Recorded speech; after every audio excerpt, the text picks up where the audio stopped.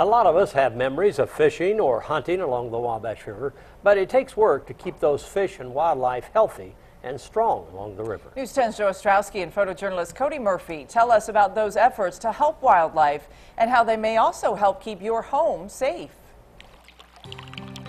A steamy spring day on a smooth stretch of Wabash River. James Tibbett and his buddy are launching their boat for a 2-week trip through Kentucky and back. This is all about survival on your own. You plan it, you live it. There's no risk involved, there's no danger, there's no fun. Just to their north, Gary Payton is wetting a line and awaiting his own kind of adventure. What I like about fishing the river is you never know when you're going to catch one of them really big ones. Each seems drawn to the Wabash, to its wildlife and its wildness. But keeping the river wild hasn't always been easy.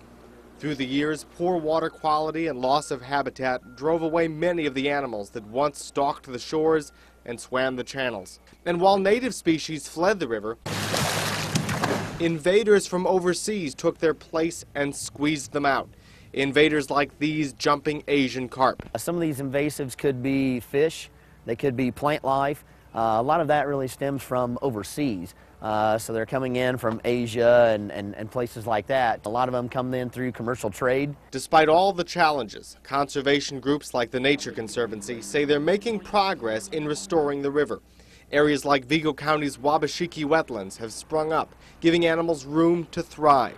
And Governor Mitch Daniels' new Wabash River corridor would add another 43,000 acres of wetlands. You're starting to see migration of waterfowl species that was not being tracked before. Just the other day I had an individual that sent me some photos on a trail cam from a bobcat.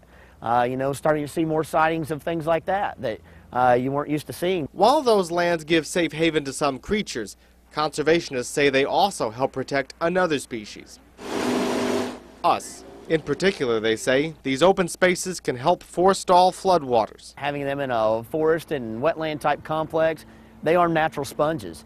And that's the problem what we've done. We've gotten rid of a lot of our natural sponges, our little woodlots. And that loss can have serious results. It's not that we're getting more water, we're sending it through faster by the things that we've done to alter the landscape. So what we're trying to do is slowly start reverting the landscape back to a form that's more functioning. But if those wild lands can preserve homes and harvests, conservationists say they can protect something else too, our deep ties with the wild and with the spirit of the land. One of those most prominent that we're really proud of and still excited here is the bald eagle. You can see him most days flying up and down the corridor here, and it's still something that just really hits you when you see that bald eagle majestically flying over your river. A river on which we all rely, and a river on which we all live downstream. And for more information on conservation initiatives or to view a slideshow of endangered species, you can visit our website, WTHI-TV.com. Well, you almost